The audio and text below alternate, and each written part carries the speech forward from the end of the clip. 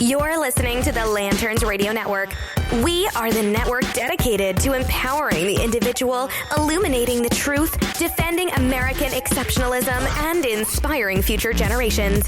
Stay connected and get involved at lanterns.buzz. For great radio, get commentary and news of the day. Lanterns.buzz.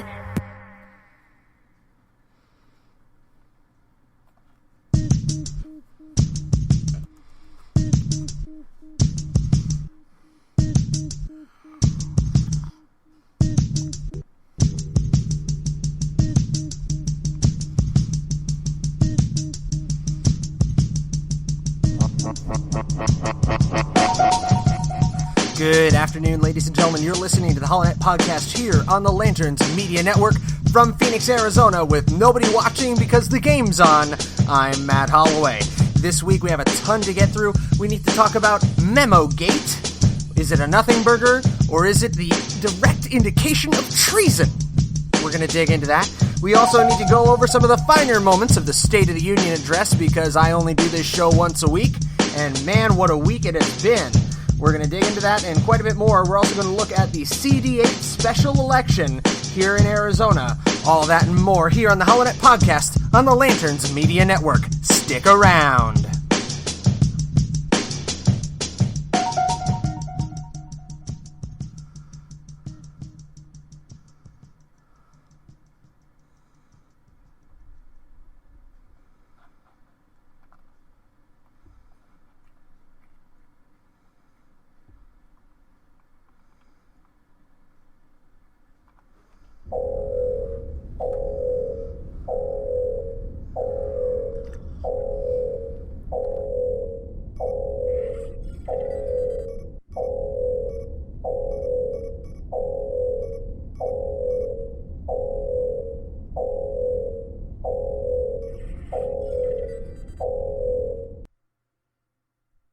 Lanterns authorization code accepted.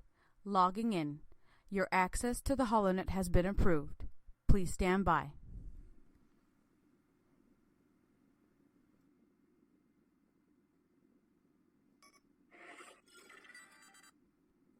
Five, four, three, two, one.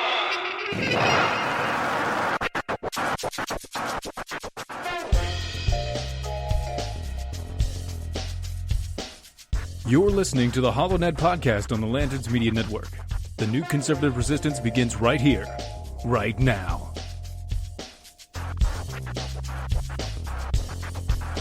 I will build a great wall on our southern border, and I will have Mexico pay for that wall. Mark my words.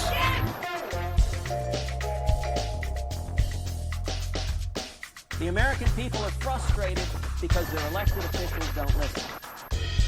When we're home on the campaign trail, we say we listen.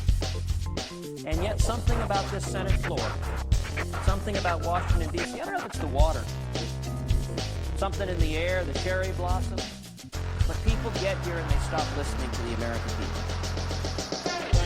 What we witnessed here today in the Security Council is an insult.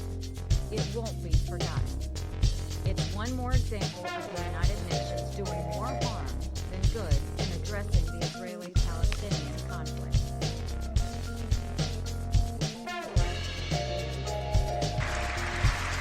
My duty, and the sacred duty of every elected official in this chamber, is to defend Americans, to protect their safety, their families, their communities, and their right to the American dream.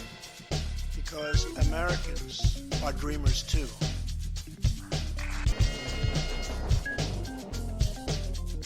I want the people of America to be able to work less for the government and more for themselves. I want them to have the rewards of their own industry. This is the chief meaning of freedom. Until we can reestablish a condition under which the earnings of the people can be kept by the people, we are bound to suffer a very severe and distinct curtailment of our liberty. The chair recognizes the gentleman from Arizona.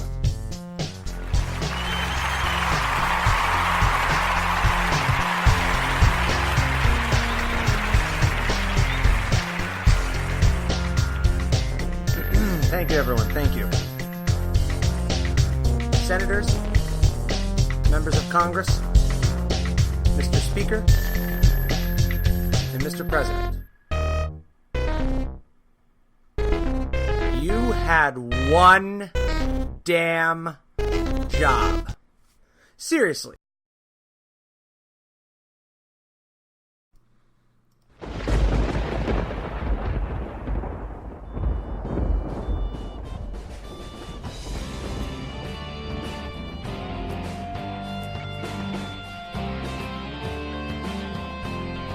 You're listening to the HoloNet on Lanterns Media Network.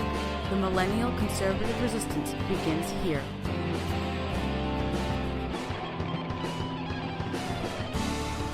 Ladies and gentlemen, boys and girls, children of all ages, the Lanterns Media Network proudly brings to you from beautiful downtown Phoenix, Arizona, the HoloNet Podcast. I am your host, Matt Holloway, and that was probably the worst D-Generation X impersonation you ever heard. Continuing to work on it every single day, but we are here in downtown Phoenix, not quite downtown, a little bit to the west side, but I like to say it because it sounds cooler, and it is the day of the big game, when everyone, and I mean is going to be glued to the TV set watching the NFL, seeing who's going to take the knee and who's not going to take the knee, and they're not going to be paying any attention to me. So, you're probably listening to this on Monday, Tuesday, Wednesday, Thursday, Friday, some point other than Sunday when I'm actually live streaming it on Facebook.com/HoloNet. You can tweet us at the HoloNet. We're here on the Lanterns Media Network holding it down when nobody else wants to, because I am that I am not particularly interested in who wins the Pats or the Eagles, because I'm from New Jersey, so boo to both of them. Yeah. So, couple of sodas, couple of cups of coffee, using my vintage, extremely limited edition. How limited? There's only one of them. Limited edition HoloNet coffee mug that you may notice an increased speed and alacrity of my speech today. I'm also a bit charged up. Why am I charged up? Because we have had an entire week of Memogate. That's right, we have had an entire week to digest and divest the incredible memo that came out from Mr. Nunes and the contents therein, which seem to be very, very, how do I put this in a nice, polite fashion, critical of Carter Page, and of the DNC, and Fusion GPS, and of the entire system of the FISA court. The notable complaint here being that the justice who governed the case in the FISA court, who judged in this case the validity of the request for a warrant, was never made aware of the extremely political and biased origins of the Steele, dossier, the Steele dossier. I almost called it the Steele portfolio, but that starts to make it sound like maybe he's a high-end photographer with a great amount of skill and artistic vision. But no, instead, the Steele dossier was, according to this memo, generated by a FBI asset who also is connected to the British Secret Service, the MI6 Secret Service, I believe, who has a significant axe to grind against President Trump and was willing to take desperate measures in order to prevent the president from being elected. Now, on the surface, Stefan Molyneux, Sticks and Hammer, Razor Fist, a lot of people are calling this out as an absolute evidentiary explosion of treason deep in the heart of the FBI and the DOJ. Treason most foul indeed. But we have to pause just for a beat and read carefully into the memo that came out and realize that all references in it are to the application for the FISA court warrant. We must have the full 90-page FISA court warrant declassified in order for this memo to mean anything. Is the memo a nothing burger? Absolutely not. The memo is not a nothing burger. It is not negligible, as many in the mainstream media have tried to profess. It is far from it. And here at the HoloNet, the second that memo came out, what did I do? I provided the link to the scribed account that the Fox News editors were kind enough to provide us in their story, and I said, don't listen to the pundits, don't listen to the analysts, don't listen to the correspondents, bloody well read it. Read it yourself, draw your own conclusions. The only editorializing that I provided is that something is desperately wrong at the FBI and the DOJ. And no matter what reading you take of the contents of that memo and of the FISA court warrant, you must come to the inevitable conclusion that indeed something is very wrong. Either we're in such a state where the people have lost such faith in the legal system and the law enforcement system and the Department of Justice that this is actually viable in the public eye. People believe it, that the FBI and the DOJ are aligned against President Trump and have committed what is, in essence, political espionage and sabotage, which are crimes. Or it actually happened. Both are bad. Both the situation where there's plausibility and also, if dear God help us, it actually shook out that way. And President Trump is 100% vindicated. That his read of the events leading up to and subsequent to his election were 100% accurate. That a knowing and willing coalition of co-conspirators within the DNC, the mainstream media, the FBI, the Department of Justice, and the higher echelons of the Obama administration did knowingly and willingly collude to produce false evidence against the presidential opponent. That is where Watergate is a drop in the bucket. But I stand back.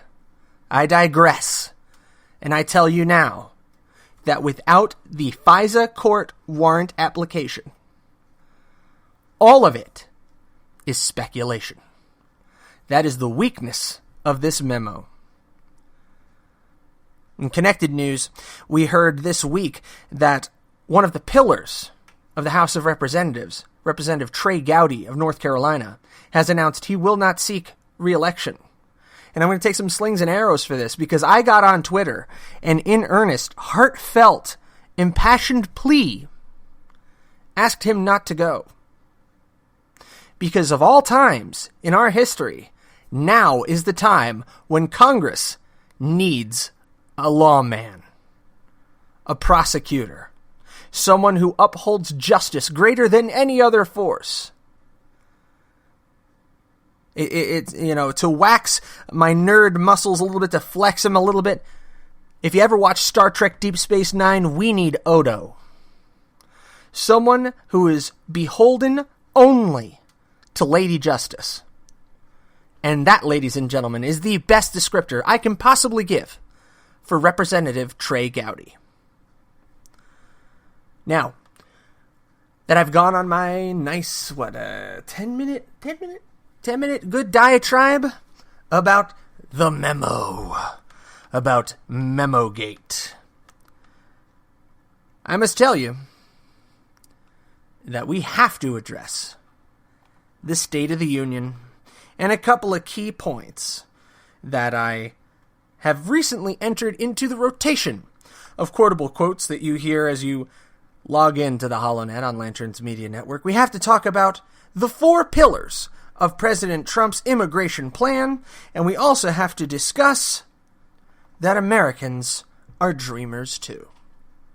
Join the conversation. We're online. We're on Facebook.com/HoloNet. We are live. You can also tweet at the HoloNet. Hop on Twitter. You can also get me at lanterns.buzz, holonet.com, on iTunes, TuneIn Radio, Podcast Addict, anywhere you get your podcasts. Check us out. We are on the HoloNet right now for Lanterns Media Network as kickoff time looms.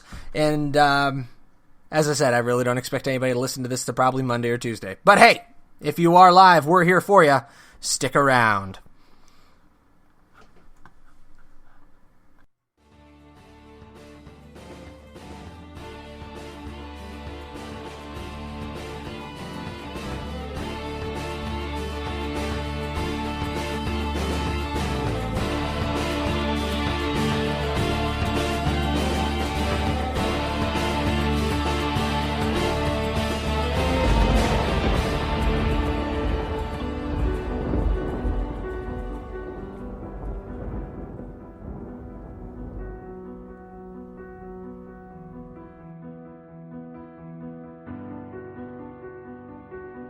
My fellow citizens, recent events have imposed upon the patriotic people of this country a responsibility and a duty greater than that of any since the Civil War. It is the common people of the world that are interested in this business. They know when we have war, it is they that have to bear the burden. It's their sisters and mothers and daughters that have to wait, trembling, to hear the news. We are called as a people to give testimony in the sight of the world to our faith that the future shall belong to the free. Since this century's beginning, a time of tempest has seemed to come upon the continents of the earth. I would remind you that extremism in the defense of liberty is no vice. And let me remind you also that moderation in the pursuit of justice is no virtue.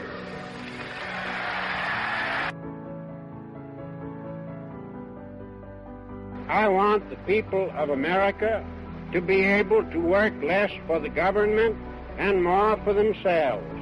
I want them to have the rewards of their own industry. This is the chief meaning of freedom. Until we can reestablish a condition under which the earnings of the people can be kept by the people, we are bound to suffer a very severe and distinct curtailment of our liberty. You're listening to the HoloNet podcast on the Lanterns Media Network. The new conservative resistance begins right here, right now.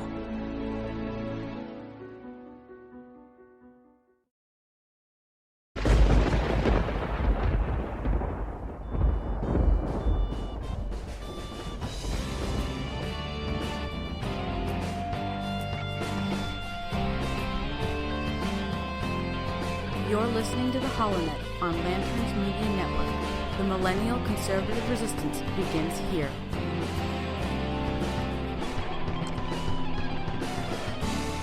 Yes, indeed, that's right. The new conservative resistance does indeed begin right here, right now, with you. You're listening to the HoloNet podcast on the Lanterns Media Network, and in the epic words of Fall Out Boy...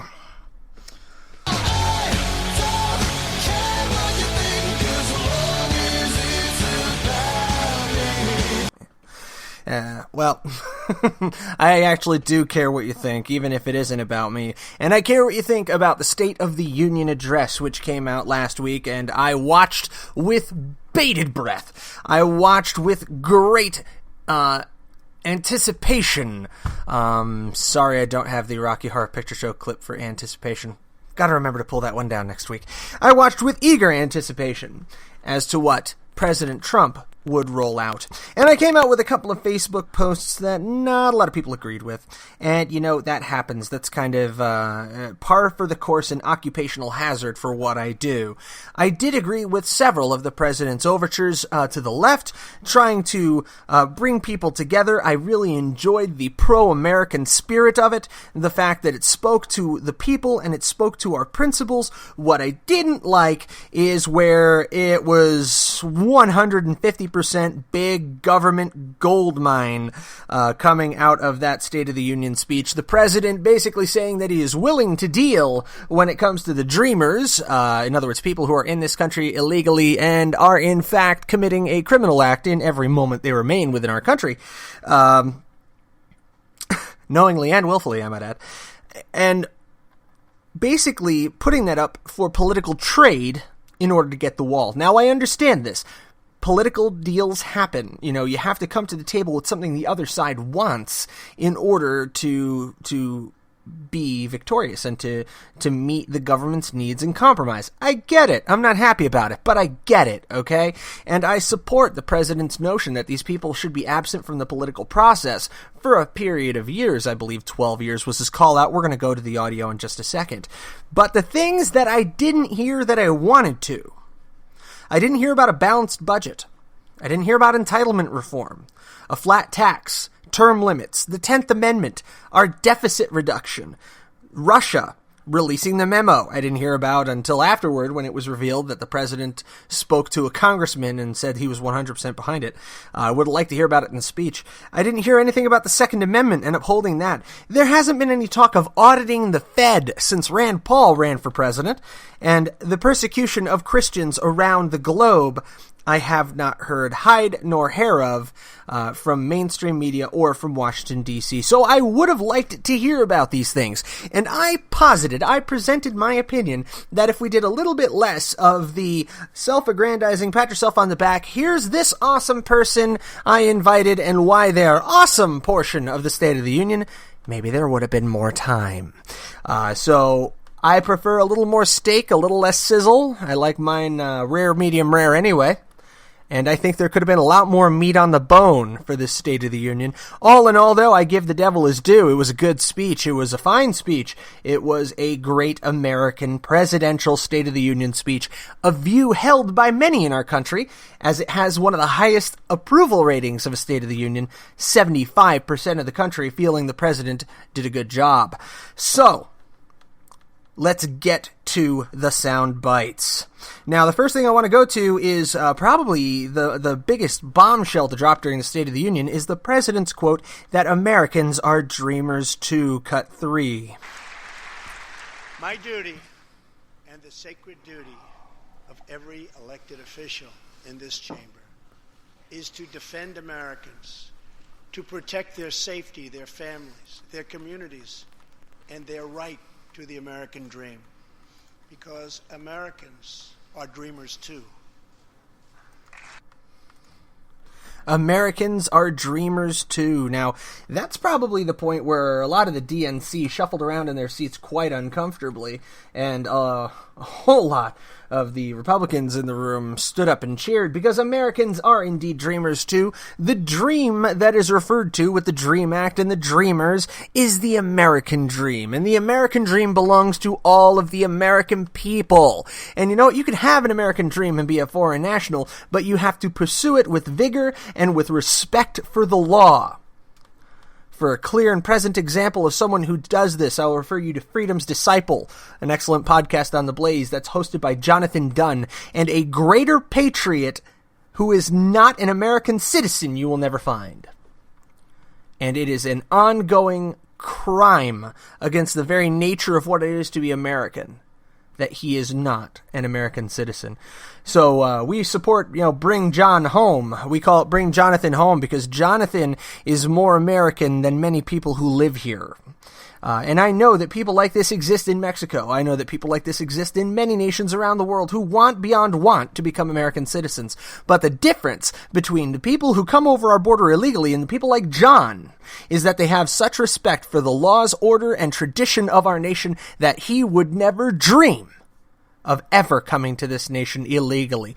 And he takes many trips a year here for speaking engagements, to meet with conservative groups and patriot groups, but would never overstay because he loves this country too much to dishonor it in such a fashion. That is the difference, folks, between people like Jonathan Dunn and the so-called dreamers. Now, the next thing we're going to touch on before we go into our break at the bottom of the hour are the 4 pillars that President Trump presented. This is about a 3-minute clip, but I think it's important to break down. So, the 4 pillars of the Trump administration's immigration agenda. Here are the 4 pillars of our plan. The first pillar of our framework generously offers a path to citizenship for 1.8 million illegal immigrants who were brought here by their parents at a young age. That covers almost 3 times more people than the previous administration covered.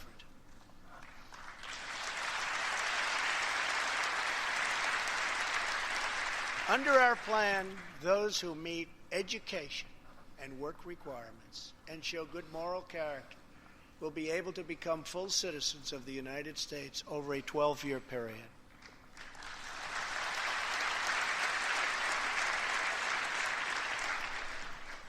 The second pillar fully secures the border.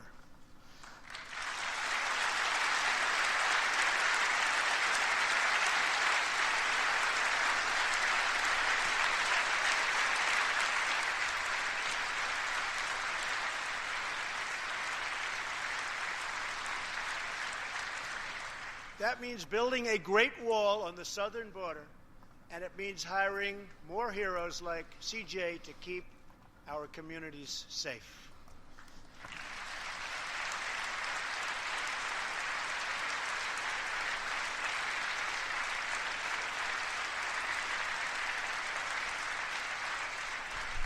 Crucially, our plan closes the terrible loopholes exploited by criminals and terrorists to enter our country, and it finally ends the horrible and dangerous practice of catch and release.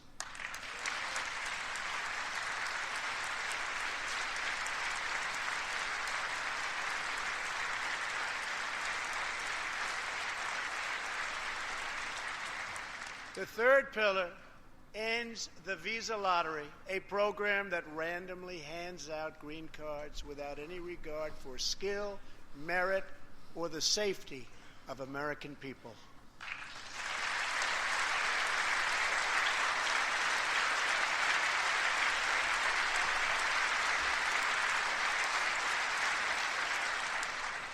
It's time to begin moving toward a merit-based immigration system. One that admits people who are skilled, who want to work, who will contribute to our society, and who will love and respect our country.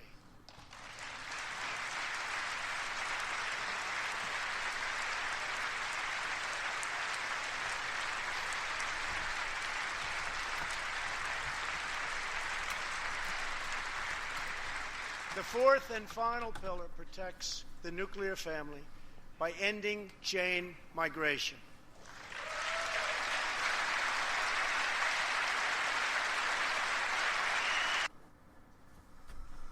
So let's take that apart for a beat. Path to citizenship for the 1.8 million illegal immigrants, or dreamers, who were brought here by their parents at a young age.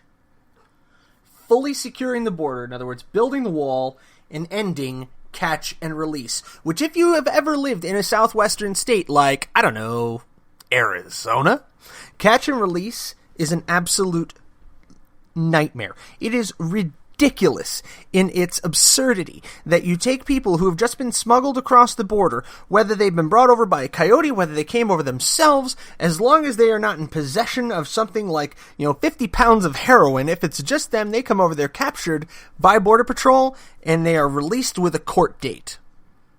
Okay? Think just about how many people jump bail in this country every day. Think how backed up our legal system is. How does it make any viable sense that these people are caught by Border Patrol, given a court date for a hearing, for an immigration hearing, and then released onto American soil? Most of these people are caught within 100 or 150 or so miles of the border at the time. Why are they not brought to the nearest Border Patrol station, put on a bus, and dropped there happy off right in Sonoita or in Heroica Nogales, where they bloody well came over? Seriously. Why are they driven another hour up to Phoenix or 40 minutes east to Tucson and dropped off in the streets of one of the top 10 largest cities in the United States with a court date summons in hand and a pat on the back for good luck, instead of dropped the off right next to the entry they came in from? Even if they came over in Native American land, because we have the Tohono O'odham Reservation, which is huge, by the way. It's a gigantic reservation, piece of Native American land, and a lot of illegal immigrants come over via there. Why don't you just drive them back over the flippin' border? You have border crossings at Ajo. You have border crossings at Tucson. You have border crossings at Sonoita. You have border crossing at, what's that one? Oh, right over by Yuma. You actually have one right over by Yuma. You have all these border crossings just in Arizona, where you just pop over the border, drop them off at the nearest large city. Think about it. Why does it make any sense for us to drop these people off on the street in a foreign nation versus dropping them off on the street in their home country? Which is safer? where you probably have somewhere to go home to or some family that you can visit upon, or at least be supported by your government. And people consider this hateful that the president is looking to close catch and release. Running long on the break, but I'm going to finish my thoughts here. The third pillar ends the Visa Lottery, a program that randomly hands out green cards without any regard for skill, merit, or the safety of our people, according to President Trump. A lot of people have pointed out that the green card lottery takes into account things like skill and merit and background check, etc., so on and so forth. Since when in the hell, the actual fires of burning sulfuric hell, has randomness ever played into a reward structure in the United States, except for, like, the literal lottery, like the Mega Millions or the Powerball? With something as important as whether or not you can enter our country, the system needs to be 100% merit and need-based. If you are being persecuted in your home country and are under threat of death, that falls under refugee status. That's something different. But if you are just another run-of-the-mill emigree who wants to come over for a better life, and you are in line with a bunch of others, you should not be chosen at random. You should be chosen in accordance to your merit. Do we want the janitor or the biochemist? Both desperately want to be American citizens. Both are willing and love our nation with everything that they are. They've been found to be perfect contributors to society. One will be equally as valuable as the other in terms of being an American citizen. But based on merit, on how they can benefit the country as a whole, I'm going to go for the biochemist. Why? Because the biochemist is likely to be incredibly employable and will almost certainly not need federal assistance. We're looking for people who can come here and succeed. I agree with give me your tired, your poor, your huddled masses yearning to breathe free. Absolutely, let them come, and they should.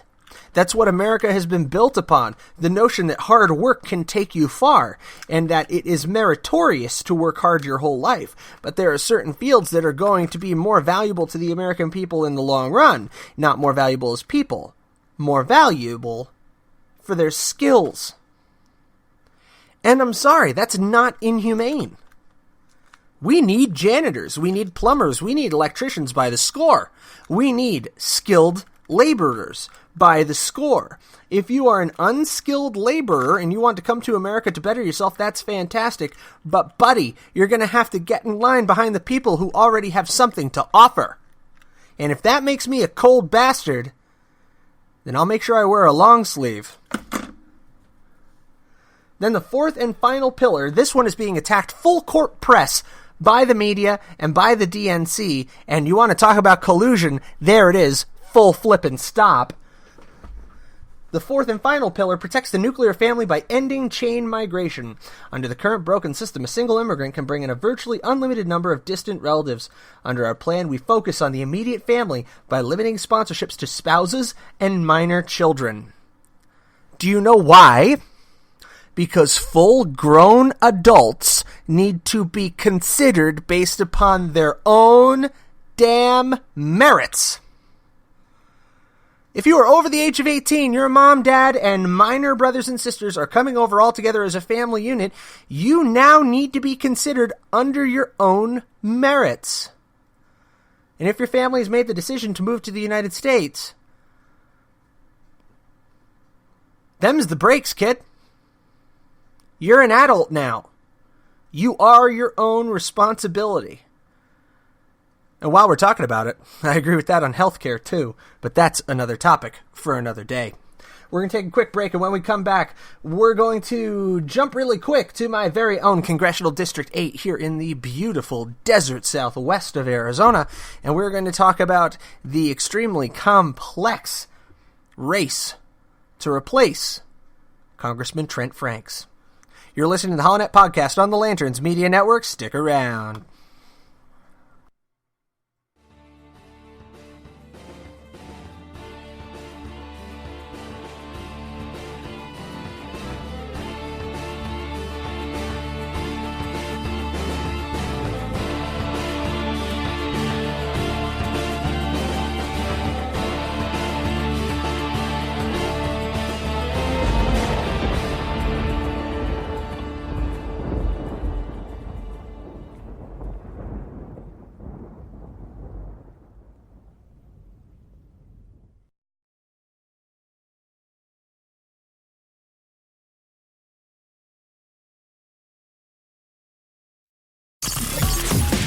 You're listening to the Lanterns Radio Network.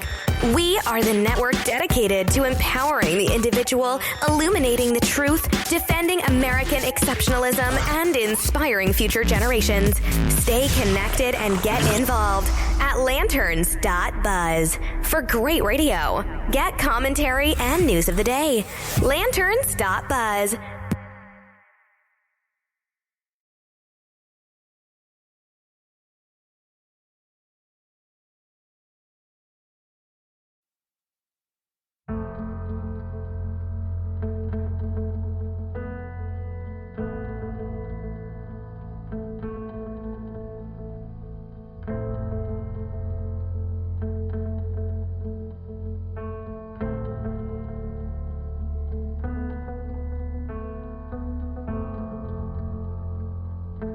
I see people coming together not for divisiveness of party or for dichotomy of thought, but for unity in principle. In the principles that founded our nation, that all men are created equal and are endowed by their Creator with certain inalienable rights, life, liberty, and the pursuit of happiness. Today, ladies and gentlemen, those principles are under the sternest attack that we have seen in many generations. It has become a crime in this nation nearly to express a difference in opinion from what is held by your party to be doctrine, from what is purported by the media to be truth.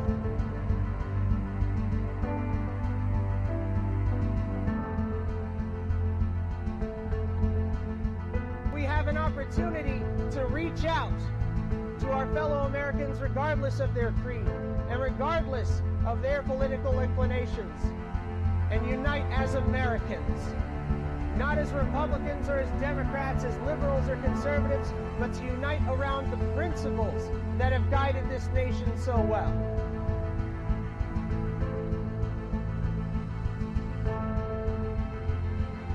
I've covered a lot of stories,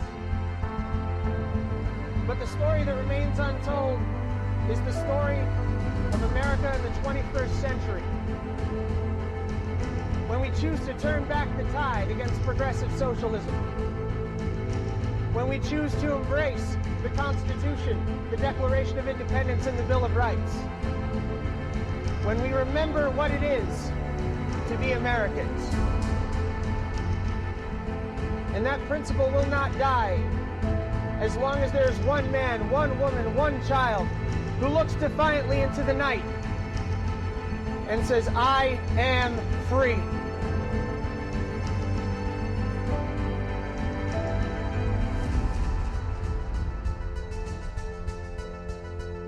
You're listening to the HoloNet Podcast on the Lanterns Media Network. The new conservative resistance begins right here, right now.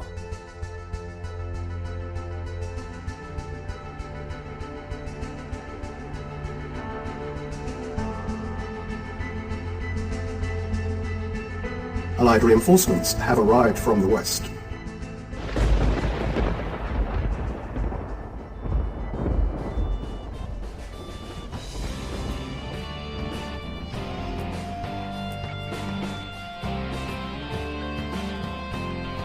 You're listening to the HoloNet on Lanterns Media Network. The millennial conservative resistance begins here.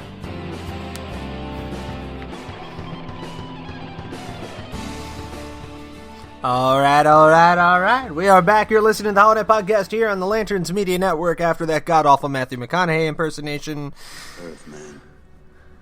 What a shithole. I couldn't agree more, Jones, especially after looking today at the Twitter feeds, which are football, unless you're talking about the Kitten Bowl or the Puppy Bowl. That's also there on Twitter. Apparently, today is the day when America completely forgets anything else in the world matters and cries out in one defiant voice, "Are you ready for some football?" All right. So never mind State of the Union, Memo-gate, and all that other crap that's going around, or the fact that Congressional District 8 is holding a very infrequent emergency election to replace Mr. Trent Franks, who, of late, resigned. He actually resigned from office, surrounded in scandal. And the reason why he did that was because it had come out that he had discussed the prospect of surrogate motherhood or surrogacy with some of his female office workers who worked there with the congressman, and this created a hostile work environment, and some people complained.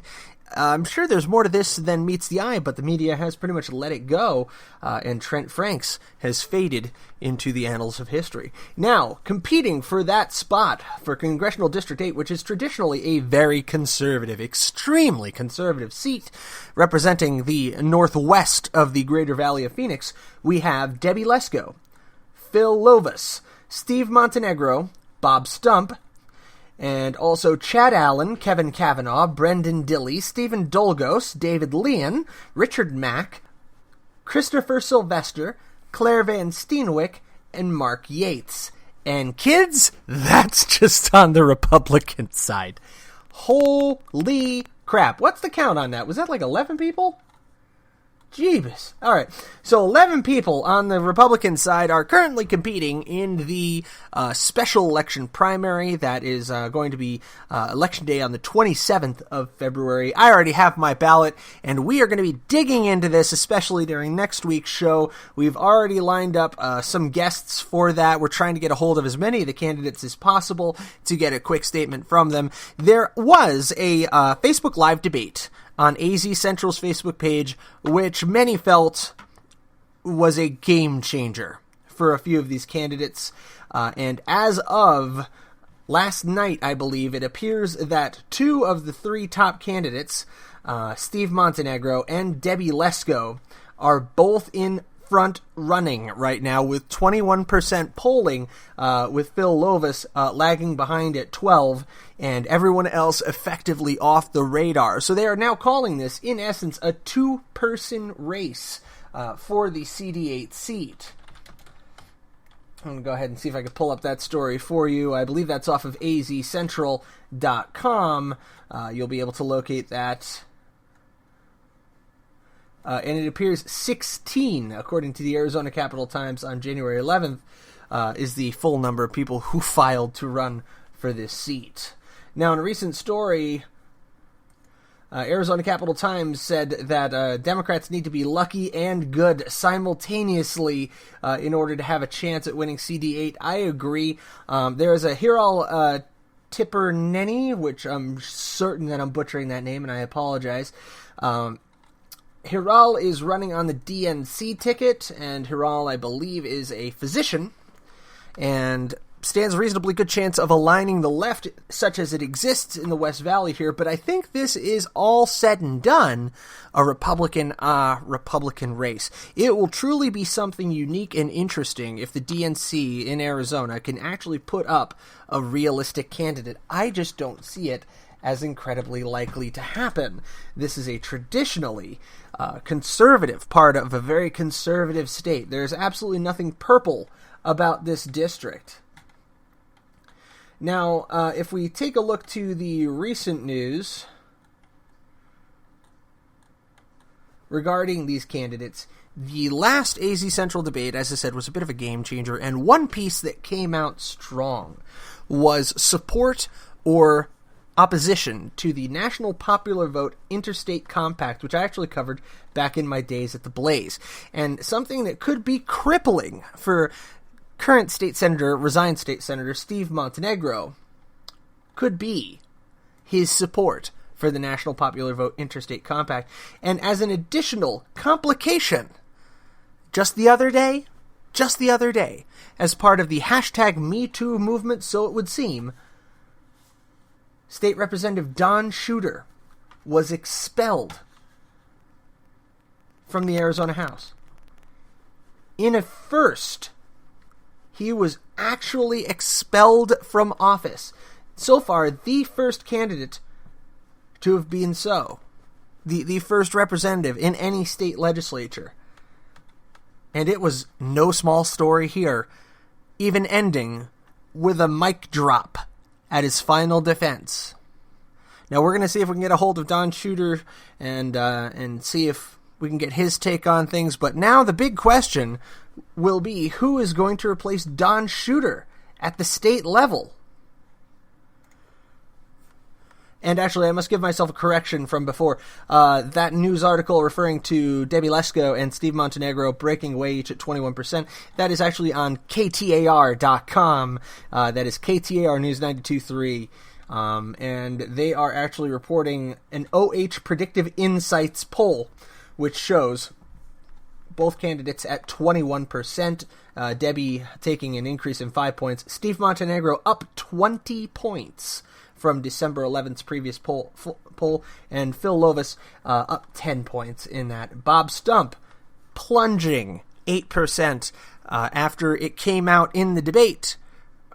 People brought questions of whether or not utilizing the name Bob Stump, which I believe is his middle name, instead of Christopher Stump, is he attempting to channel and utilize the name recognition of an unrelated, extremely popular Arizona congressman from yesteryear.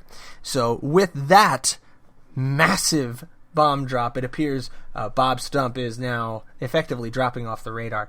So we have a lot to stay tuned to. Next week, we're going to dig into more depth on the Arizona CD8 race and also the fallout from the expulsion of State Representative Don Shooter.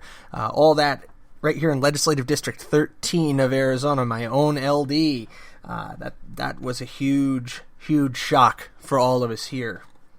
Now, before we break away and I go to enjoy Little Smokies and macaroni and cheese and all the other things that come associated with the Super Bowl, I'm not supposed to use that word, sorry, the big game, dare I say. I may have to go back in and edit that later. Before we get to that, we have to get to Amtrak. Now, 6 hours ago, it was reported on theblaze.com, a second Amtrak crash in less than a week leaves 2 dead and more than 100 injured. The first Amtrak crash that garnered national attention did so because it was carrying a congressional delegation on the way to their retreat. Luckily, no one was injured. However, it did engender thoughts of potential sabotage or terrorist act or possibly hit against Congress. Not the case. It appears a garbage truck driver in the wrong place at the wrong time was the cause there. But now, according to the Blaze's Terry Webster, 2 people were killed and more than 100 were injured when an Amtrak passenger train collided with a CSX freight train in South Carolina around 2:34 a.m. Sunday. The 2 people who died in the wreck were both Amtrak employees, CBS News reported. It was not immediately clear if they were from the passenger train or the freight train. More than 100 people were transported to local hospitals with injuries ranging from cuts and bruises to severe broken bones, according to Lexington County Sheriff's Department. Now, here in Arizona, we're no strangers to train wrecks. If you're a student of history, you may know in the early 1990s, the sabotage and derailment of the Sunset Limited actually took place less than 100 miles from where I now sit, in the outskirts of Buckeye and Tonopah and Arlington, Arizona. That is where the Sunset Limited was sabotaged and derailed. We've seen this kind of thing before. Trains are a big part of life in Arizona. I cross probably 5 different sets of railroad tracks between my home and my office.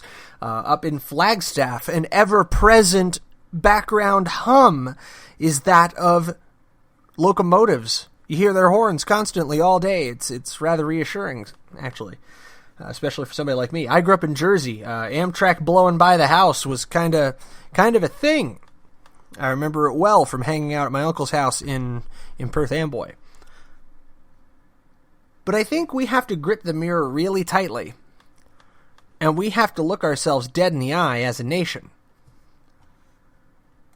and come to grips with the fact that the mistake of Amtrak, of this government takeover of passenger rail, has come home to roost, and it is now costing lives. The Cato Institute on December 19th, 1996, this is how old this notion is, said Amtrak at 25, end of the line for taxpayer subsidies. This is written by Gene Love, Wendell Cox, and Steve Moore over at the Cato Institute, was their policy analysis number 266. They say, this year Amtrak is celebrating its silver anniversary. Unfortunately, after 25 years of federal ownership, $13 billion in federal subsidies, and just think that was as of 96. Amtrak appears to be no closer to financial independence than the day taxpayer assistance began. This study shows virtually every stated justification for continued Amtrak subsidies is based on myth and not on reality. That from the Cato Institute. And more recently even than that, President Trump's budget, according to CNN as of April 1st, 2017,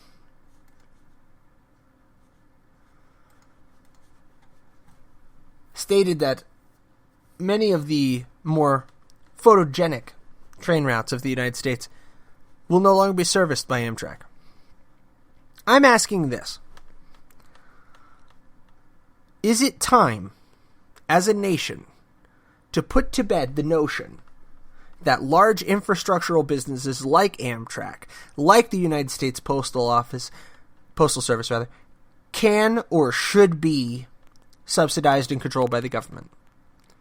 I believe they shouldn't be. I believe the time has come to dissolve and divest Amtrak and to bring about the age of private passenger rail in the United States once again. Because speaking for myself, I cannot afford regular air travel. The majority of Americans today cannot afford regular air travel. It is one of the biggest sources of credit card debt, are people needing to fly cross-country. And sometimes you can't hop in the car and drive for 4 days. This country needs private passenger rail. And I think that will put us on the best footing to compete internationally for jobs and also for business. If you want your city and your state to be chosen for the next Amazon headquarters or for the next Apple headquarters, you need to make sure your public transportation is on point. So the parties that are concerned need to jump in here, which are the local governments, the state governments, and the private sector. This is one more of many facets of our lives that the federal government just needs to get the hell out of. Because the butcher's bill has come in from Amtrak. 2 dead this week, 100 injured. How many more before we realize that the federal government is ill-equipped to run the train system in this country? That's all we have this week for this HoloNet podcast here on the Lanterns Media Network. Thank you so much for tuning in with us. Now I leave you to go enjoy the big game, and I will talk to you next week. Until then, good night. God bless you, and God bless the United States of America. From Phoenix, I'm Matt Holloway.